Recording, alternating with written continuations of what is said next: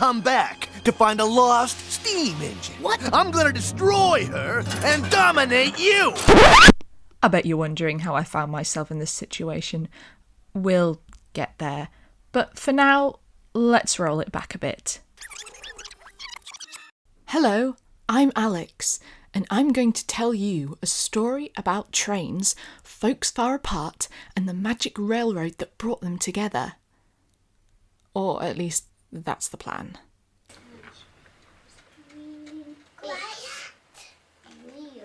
Yes, that's me.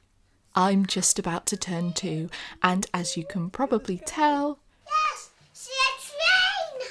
I like trains. Now, I know that's nothing new for a small autistic child to love trains, but it's true. I love playing with toy trains, I love going to the railway museum, I love riding on trains, but more than anything else, I love watching Thomas and the Magic Railroad. And when I say love, I mean it's pretty much the only film I watched between the years 2000 and 2005. And, well, it means a lot to me. A lot. But growing up, I've come to realise that not a lot of people know about this movie, let alone have seen it and are fans. I can't really engage with a fandom the same way I do with other pieces of media because, well, it doesn't really have a fandom. But not to worry, I have you. And I'm going to show you how much this obscure little Thomas the Tank Engine film means to me, or I'm going to die trying. Can see the train Where is the train? on the track. Now, the most straightforward thing to do would probably be to just sit you down and make you watch the film, but that's never going to get across 20 years of love and adoration if you've only seen it once. And though my autism brain would love nothing more than to just give you an incredibly detailed TED talk about the film's plot and history and production and everything, I'm not going to do that because, well... He reappeared on the Magic Railroad and he's there and he's like, oh, you found the lost engine who got destroyed previously but now has been fixed and now has also restored the magic and has a face. That's amazing. That might take a while. I suppose I could get you to listen to the soundtrack. It's full of bangers and honestly some really beautiful music. But then I guess it wouldn't make much sense without context. For instance, this little bit...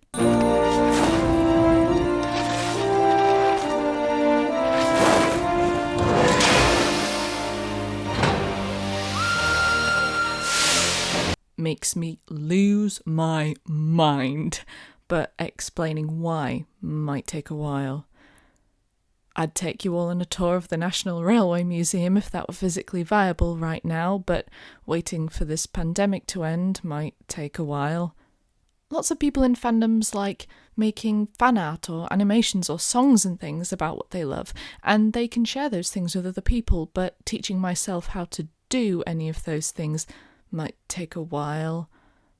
I wish I could just shrink you all down Magic School Bus style and you could have a little adventure inside this part of my brain, but waiting for that kind of technology to invent itself might take a while. Oh, what am I doing? I'm already wasting too much time. How do I make you see? I can say that I love this movie. I can say that the National Railway Museum is my favourite place on earth and we went there approximately 1 billion times and I loved every second of it, but I don't have any proof. I've trawled through hours and hours of home video and this is literally the only footage I can find of us at the Railway Museum. This is all of it. How can I make you understand when this is all I have? Okay, calm down. You're an adult. You have a degree. Ooh. Okay, let's take a more academic approach. So, being a big queer is a big part of my identity, and as I get older / get stuck in a pandemic and go deep down the nostalgia rabbit hole, the more and more I recognise the queerness of things that I loved when I was little. Now, you might be thinking, but Alex, there aren't any L's, G's, B's or T's in Thomas and the Magic Railroad, and you might be right, but allow me to make a point. What proof is there of any straight characters in this movie? There's absolutely zero evidence of any romantic subplot, so I think my analysis is completely valid. And this is not me merely randomly assigning queerness to things because I'm a queer and I want retroactive representation in my Train movie. These are revelations that I've felt in my soul for a long time, and now I'm old enough and wise enough to know the words to explain what I've always intuitively felt. Let's consider some sources. This is a quote that I frequently come back to in my scholarly pursuits, because often I find that I have to explain why I'm doing a queer reading of a thing, which I don't understand.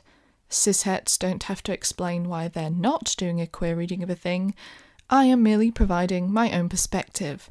But while I do appreciate Mr. Griffin's more intellectual tone here, I often find myself more in the mind of Doty, who, to paraphrase, essentially says, "It's gay because I'm gay." So, let's start with the obvious. Percy's gay. Moving on. Splatter and Dodge, or Splodge, are new characters for the movie. They're two old queens who spend the entire duration inseparable, following around Diesel 10 as completely ineffectual sidekicks and dispensers of unhelpful advice and bizarrely specific and referential mockery. Henry and Gordon are the original Sodor queens. They have a bit of a vendetta against Splodge for stealing their thing, even though these two haven't been a couple for many years, and probably never should have been a thing in the first place, because they're so incompatible. They were literally just the only other gays their age on the entire island. Toby is the elderly gay who lives for the drama. He likes to watch the chaos unfold and says things like, "Good show." Ah, lady. Lady's a lesbian. I love this engine with all my heart. An engine so beautiful that it makes me cry. When Junior says, "I reckon this is one beautiful engine," I felt that. I still feel that. The sound of her whistle is so wonderful. She's talented, she's brilliant, she's incredible, she's amazing, show-stopping and spectacular, and a patron of lesbians everywhere. I want her to officiate my wedding. Actually, did you know that all steam engines in real life are lesbians? It's true. Don't think I've forgotten about the human characters. Junior has some kind of weird 90s gender going on that I'm a big fan of. I would love to absorb some of whatever is going on here. No one actually ever refers to Patch by any pronouns ever, only by name. A name which, by the way, is the most non-binary sounding name I ever did hear. So here we have the trans-masc lesbian representation I didn't know I needed. Although, there's something kind of familiar about them.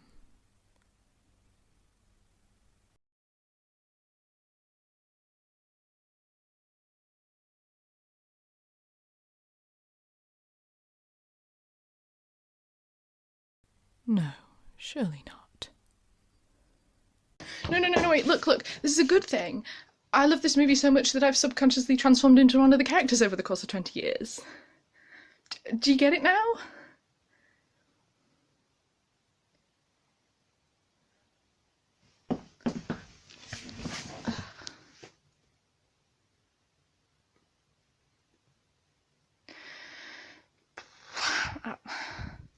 I'll be honest, I never really liked Patch that much.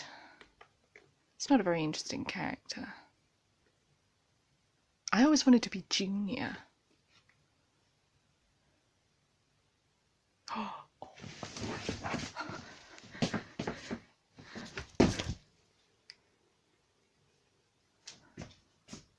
Oh, hello.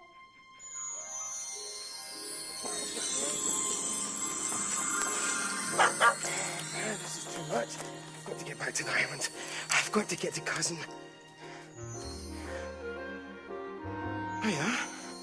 Who are you? I'm Lily. Who are you? See, Junior. Did I drop some sunglasses when I came in here? I don't know. Oh, well. I might as well use some more of this stuff. See you, Lily.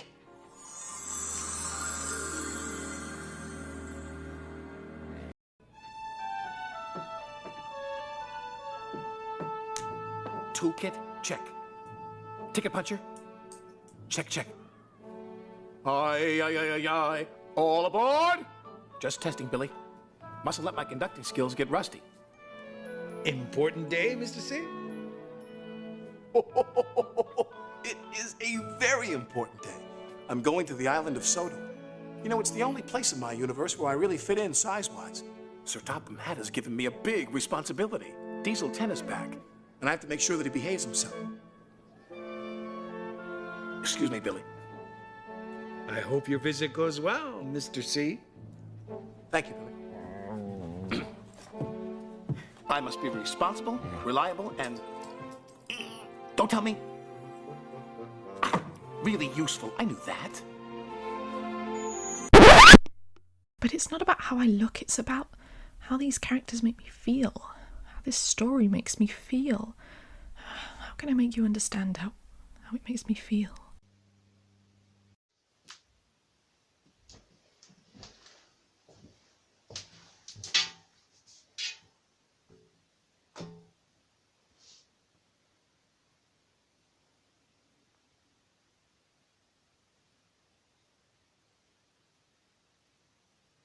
Mr. Conductor is being pursued by something.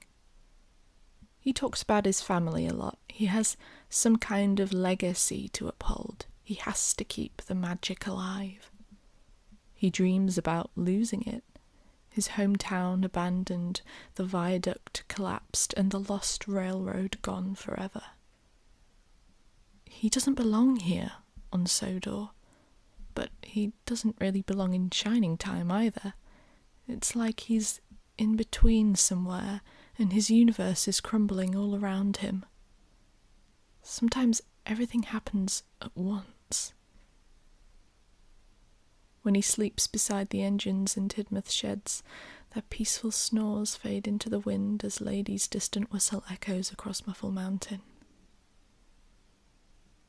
Diesel 10 tears down the shed's wall. He nearly drops Mr. Conductor over the side of the viaduct and almost destroys James and Junior in the ironworks. And yet, in the real world, it's never a sunny, perfect day. The first time we see Lily, she's in some unnamed city in the pouring rain. She climbs a fire escape to get a glimpse of the clear sky, but it fades to a beautiful sunset on Sodor. But Mr. Conductor forgets the gold dust clue right after reading it. He can't find the windmill, he runs out of gold dust, he nearly dies, is almost stranded, and at several points comes close to losing his mind. There's sadness here. There's longing. Watch out for the viaduct. It's dangerous.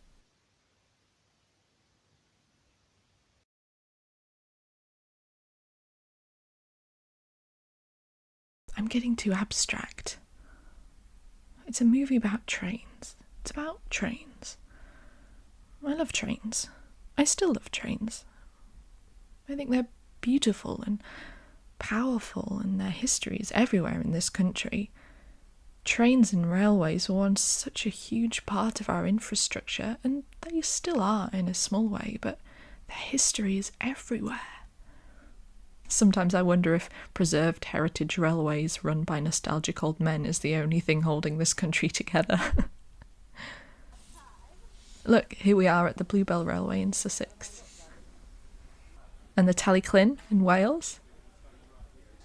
And the Bodmin in Wenford. And the East Lancashire. And the Keighley and Worth Valley. And the Great Central Railway. Wait... That's in Leicester. This is our living room. And this is our yard. And just literally on the other side of that wall at the back is a path that follows the route of the old Great Central Railway. we're gonna go along there and then in that direction and see how far we can get.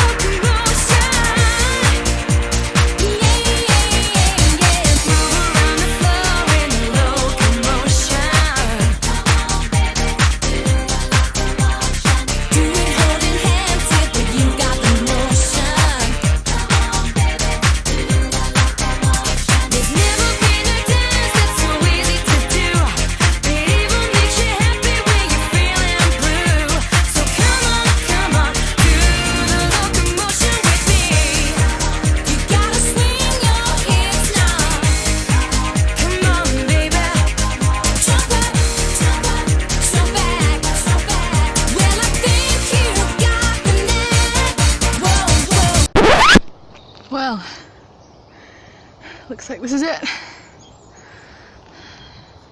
Nature reserve down there. End of the line, as they say.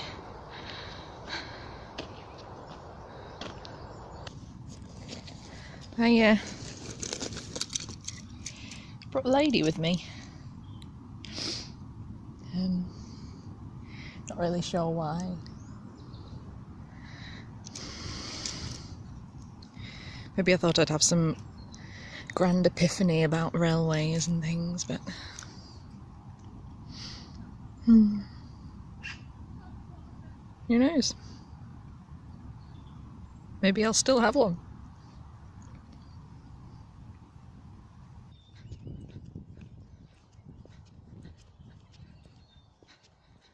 How am I supposed to explain this to you when I'm not even sure I understand it myself? It's inside me. It makes up so much of who I am. How can I possibly condense 21 years of adoration for one movie into something other people can easily understand and digest?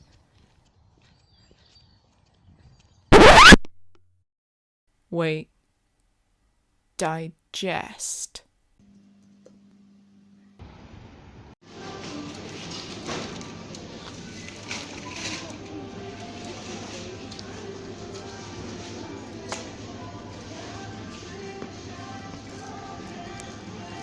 Is that gold dust?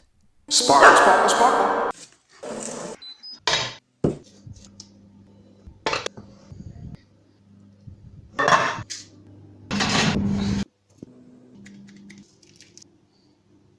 And there. Well, here goes nothing.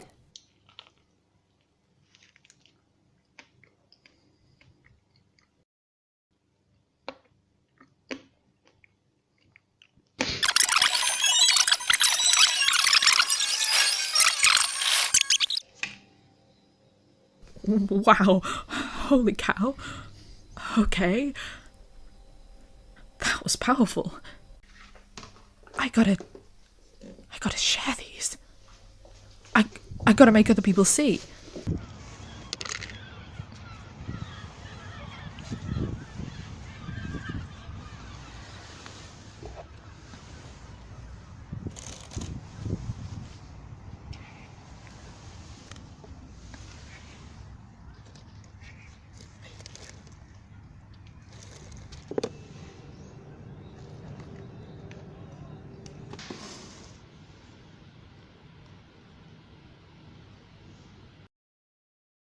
Well, now I guess I just wait.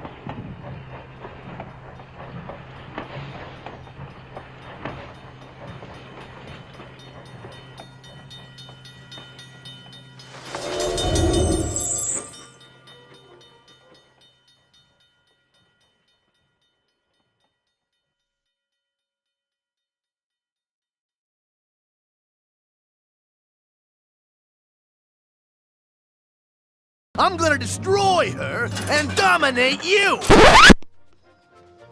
The 1980s Ringo Starr, roughly 1 feet tall. Or is it? I'm going to pour sugar in your engine. There is a dog. My family, who is mostly dead, eat these vegetables. About Junior, who has been kidnapped. A human murder gets a face. I like to think he dies. Because he deserves it.